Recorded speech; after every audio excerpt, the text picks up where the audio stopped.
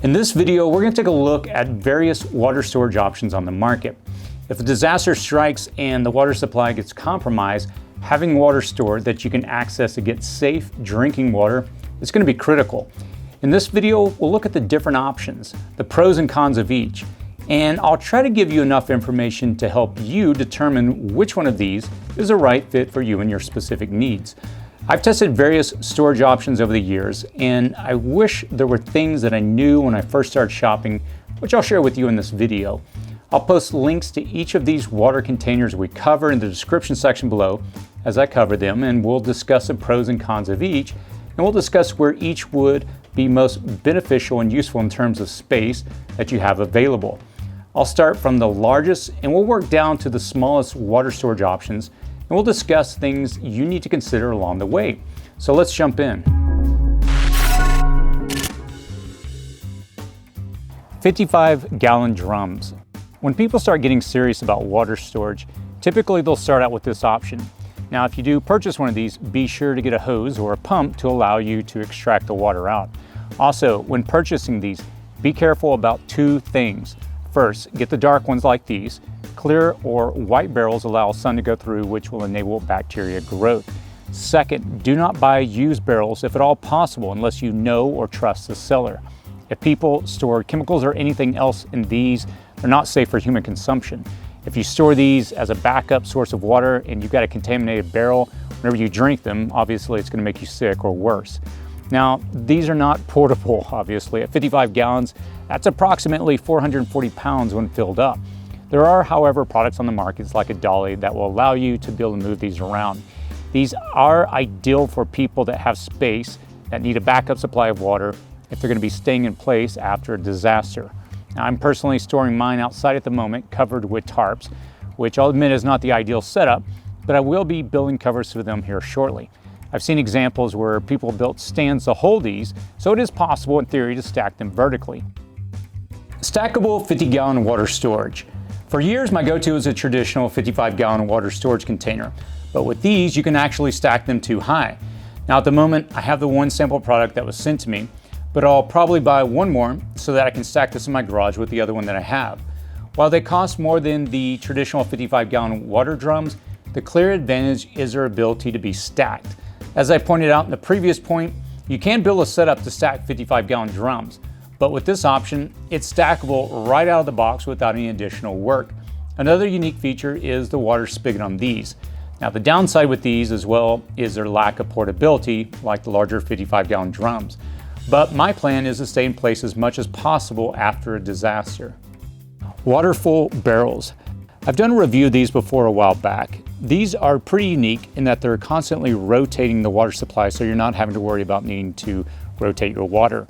Simply hook up the barrel to a water hose, and every time you turn on the water and open the spigot on the other side, the water in the barrel is getting new water. If there's an emergency, you've got a fresh supply of water that's ready to use. These will hold up to about 30 gallons each, can sit in the sun, and I personally use these to water my garden, so they're always getting new water. At a little under 300 pounds completely filled up, they are somewhat movable, even if you slightly tilt them and roll them. I'll post a link in the cards up above if you want to check out the video I did detailing these more. Works containers. Next up is a water storage option that solves a couple of problems. It's the Works water storage containers. Now, these hold 20 gallons of water each. They're stackable, and they can be picked up and transported by two people with the handles on the side. They serve as a great middle option between large 55-gallon barrels and the small 5-gallon water storage containers. You can store a lot with these. You can stack them vertically. In an emergency situation, two people could easily pick these up and move them and load them into a vehicle if need be. If you live in a small apartment, a small environment, these would be a great option as they can break apart and be stacked depending on the space and yet still have the ability to move them around easily. Speaking of limited space, the next three options will be extremely useful for those that live in smaller environments. Water bricks. Now, these have been popular with preppers for some time, as they can be used for many purposes apart from just storing water. Out of all the water storage options where space is a limiting factor, these are your best bet, as they can easily be slid under beds or behind areas with limited spaces, or they can also be stacked on top of each other if floor space is limited. You can also get creative as to where you store these. They'll fit in places most options will not. Think of them as the Lego of water storage container options. Out of all the options we've discussed so far, these by far are your easiest to transport. They've got a handle that comes out and you can grab it and go. And I'll do a breakout video shortly about these and talk more in depth about the various usages. 5 to 7 gallon containers. When I first got into prepping, I started with these because they were affordable. These will typically come in 5 to 7 gallon containers as they're still portable. While I have much larger water storage containers, now I like having these, and I like having a good amount of these on hand because they come in handy really if there's a bug out situation where you have to leave. I keep these stored in a cool, dark place and they can last for years without having to rotate them. When you open them after having stored them for a few years, you can aerate the water by pouring it back and forth a few times between two containers. This adds air to the water and it will taste better. One thing you will need to consider before buying these though is the thickness. Some of these are very thin and you cannot stack them on top of each other, while others are thicker and you can stack them. Now obviously the thicker ones, they tend to cost more money, but if you have a limited amount of space or you don't want a bunch of 5-gallon water storage containers taking up your floor space, then in the long run you'll be glad that you got the thicker option. Water bob. If you live in an apartment or have very limited space, an option like this is going to be a great starting point.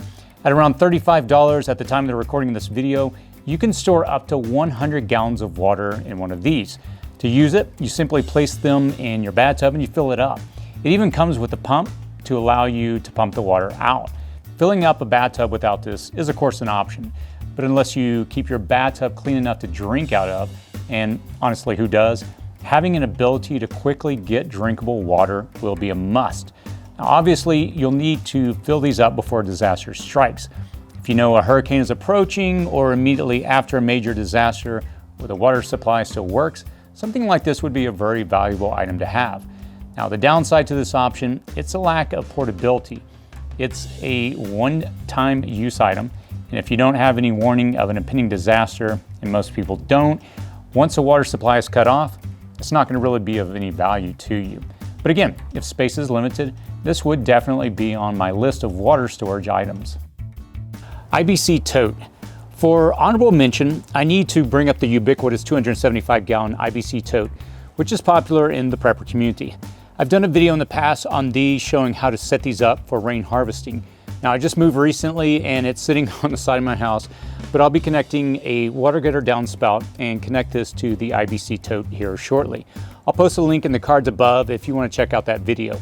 Like I mentioned regarding the 55-gallon barrel, follow the same advice with this option. Be extremely careful to not purchase one of these if the chemicals have been stored in it. They're mostly used for transporting chemicals. And I found one that was used to store food-grade liquid, so I haven't had any issues with it. Now, I wouldn't really consider these as my first option for drinking water, but in an emergency situation, having just water for purposes apart from drinking water will be helpful as well. Now, needless to say, these are not portable either, coming in at over a ton when they're fully filled up. So there you have it. Hopefully this video gave you enough information to help you determine which water storage option is right for you. It's worth mentioning here that in addition to having a water storage container, also have a filter handy, even something as simple as a small mini sawyer to ensure your water is safe to drink. While the water may be safe to drink directly from the water storage container, it's better safe than sorry. I'll post links in the description section below with the links to all the other products that we're going to mention and we have mentioned in this video. If you have any questions or comments, please feel free to post those in the comments section below. As always, stay safe out there.